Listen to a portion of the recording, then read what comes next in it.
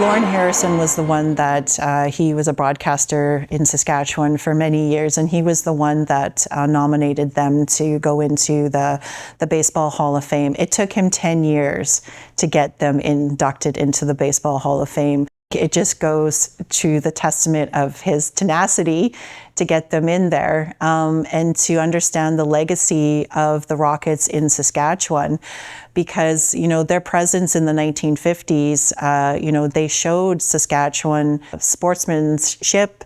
A lot of these players were gentlemen players. They were good players. You know, they brought diversity into our communities. So they, you know, they answer a lot of questions, you know, in being in a predominantly white community, you know, they brought sort of their presence and their culture into the community for, you know, for a summer, for a season. And so I think it was just great to have them, you know, to have them here. And we're all stories in the end to make it a good one. And so the Rockets story is just incredible, and their legacy in this community is just spreading awareness of the impact. And you know, we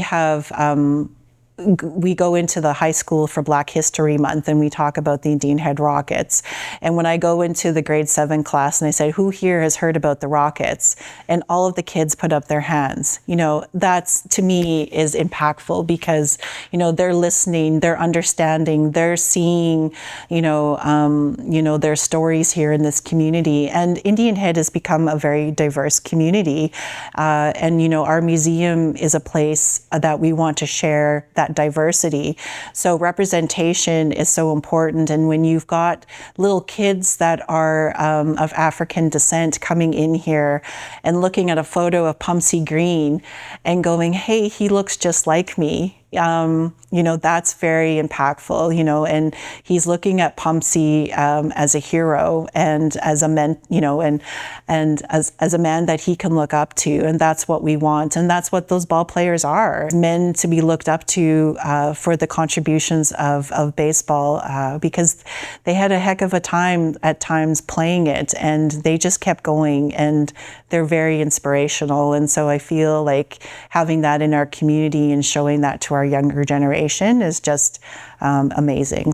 So the Rockets, yeah, they played until 1955, and I think it was just sort of a larger picture of what was happening in this province. With Jackie Robinson sort of breaking the color barrier and getting into the majors, sort of had this ripple effect across the minors, where the Negro Leagues were sort of dissipating because everyone was going to watch Jackie, you know, in the major leagues, and so, you know, it sort of broke up the Negro Leagues. In Saskatchewan, what was happening by the mid-50s, I talked to a lot of ball players about this and asked them, like, why did, you know, things just sort of start slowing down, like after 1955?